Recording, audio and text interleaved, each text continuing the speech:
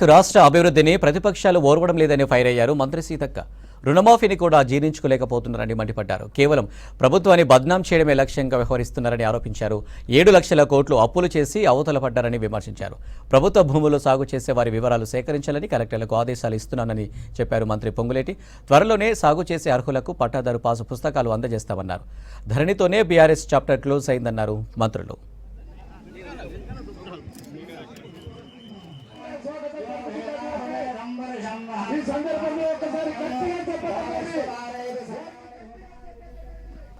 భూపాలపల్లి జిల్లాలో పర్యటిస్తున్న మంత్రులు శ్రీధర్ బాబు, పొంగులేటి, సీతక్కకు అధికారులు, స్థానిక నేతలు ఘన స్వాగతం పలికారు.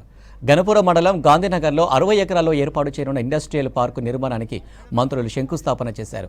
వన మహోత్సవంలో భాగంగా మొక్కలు నాటారు మంత్రులు. టూర్లో భూపాలపల్లి జిల్లా గవర్నమెంట్ హాస్పిటల్లో 3.5 కోట్లతో నిర్మించిన సెంట్రల్ డ్రగ్ స్టోరేజ్ రూమ్ను మంత్రులు ప్రారంభించనున్నారు. జిల్లాలోని వివిధ శాఖల అధికారులతో నిర్వహించే సమీక్షకు హాజరు కానున్నారు. తొందరలోనే స్థల సేకరణ చేసి మళ్ళీ ఇలాంటి ఒక గొప్ప కార్యక్రమాన్ని ములుగులో నేషనల్ హైవేకి దగ్గరగా ఏర్పాటు చేయబోతున్నామని కూడా ఈ సందర్భంగా తెలియజేస్తా ఉన్నాం. అదే విధంగా కాంగ్రెస్ పార్టీ అధికారంలోకి వచ్చిన తెల్లారి నుండే అధికారం పోయినటువంటి అక్కస్తోటి, వాళ్ళు ప్రజల కోసం కాదు మాట్లాడేది, అధికారం పోయినటువంటి అక్కస్తోటి నిన్నటిదాకా వాళ్ళే అధికారంలో ఉన్నారు. 10 ఏళ్ళు తెలంగాణ ఉద్యమంలో యువతనంతా ఉపయోగించుకున్నారు. ఇంటికో ఉద్యోగం అని చెప్పిర్రు. ఉద్యోగమే ఒక ఉద్యోగం కోసమే తెలంగాణ ఉద్యమం అని చెప్పిండ్రు.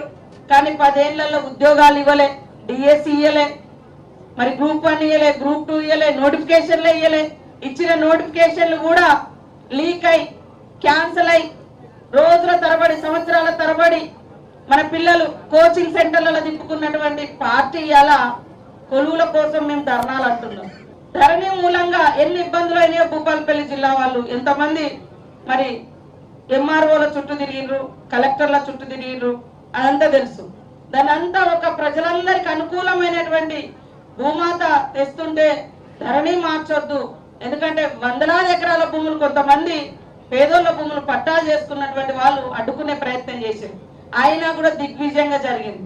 అభివృద్ధికి, సంక్షేమానికి 2 కళ్ళలాగా, జోడెడ్లలాగా రెండింటినీ సమపాలలో ఈ ప్రభుత్వం ఈనాడు నడిపిస్తుంది. రెవెన్యూ ల్యాండ్ సుమారు ఒక 140 ఎకరాలు. ఆనాడు ఈ ఆస్తిని వేరే వాళ్ళకి కట్టబెట్టారు.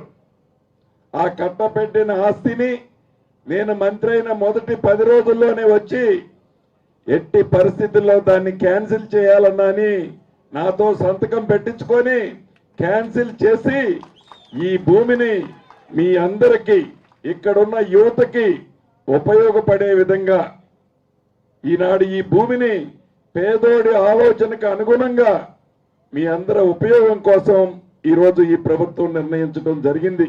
రుణమాఫీ విషయంలోనే మీకు ఈ రాష్ట్రానికి పెద్ద భారమైనప్పటికీ ఆనాటి ప్రభుత్వం 7,20,000 కోట్లు అప్పు చేసినా, ఆర్థికంగా ఈ రోజు ఇబ్బందులు ఉన్నా ఇచ్చిన మాట నెరవేర్చాలని గౌరవ ముఖ్యమంత్రి రేవంత్ రెడ్డి గారు పట్టుబట్టి 2 విడతలుగా ఇప్పటికే 1,50,000 వరకు మాఫీ చేశాం. ఈ నెలలో 2 లక్షల వరకు సుమారు 31,000 కోట్ల రూపాయల పైచిలకు రైతన్నల ఖాతాలో జమ చేయబోతుంది మీ ప్రభుత్వం, ఇందిరమ్మ ప్రభుత్వం. 40-50 కిలోమీటర్ల దూరంలో నీరు అందించక తీసుకుపోయిరు నల్గొండ కానీ గొప్పలు చెప్తా ఉన్న ఆనాటి నాయకులను మనం ఈరోజు ప్రశ్నించాం. మార్పు తీసుకొచ్చే ప్రయత్నంలో ఈరోజు కాళేశ్వరంకు సంబంధించిన బ్యారేజ్ నిర్మాణంలో మరి ఏ విధంగానైతే ఒక అశాస్త్రీయబద్ధంగా కట్టిన బ్యారేజీలు కుంగిపోవటం జరిగిందో మీరందరూ కూడా ప్రత్యక్షంగా చూసి ఏమన్నారు. మొన్న వచ్చిన ఒక నాయకుడు అన్నాడు, ఇదేదో కాంగ్రెస్ పార్టీ ఏదో కుట్ర చేసిందని. ఆనాడు కాంగ్రెస్ పార్టీ కుట్ర చేస్తే ఆ రోజు కాంగ్రెస్ పార్టీ ప్రాజెక్ట్ కావద్దనుకుంటే ఆ ప్రాజెక్టే వద్దనుకుంటే ఆ ప్రాంతానికి సంబంధించిన అనేక మంది కాంగ్రెస్ పార్టీకి సంబంధించిన నాయకులు కార్యకర్తలు ఒక్క అడుగు కూడా ముందుకు వేయలేకపోతుండే. కానీ ఈరోజు ఏ ప్రాంతానికైనా న్యాయం జరగాలి, ఈ తెలంగాణ రాష్ట్రంలో ఉన్న అన్ని ప్రాంతాలకు న్యాయం జరగాలి అనే ఒక సంకల్పనతో భూములు కోల్పోయినా, ఇల్లు కోల్పోయినా, ఉపాధి కోల్పోయినా భూములు ఇచ్చిండ్రు. నీరు తీసుకొచ్చిన సందర్భంలో మేము అడిగినాం, ఈ ప్రాంతానికి సంబంధించిన ప్రజలు అడిగినరు, ఈ ప్రాంతానికి నీరు అందియమంటే ఒక్క చుక్క నీరు లేదు.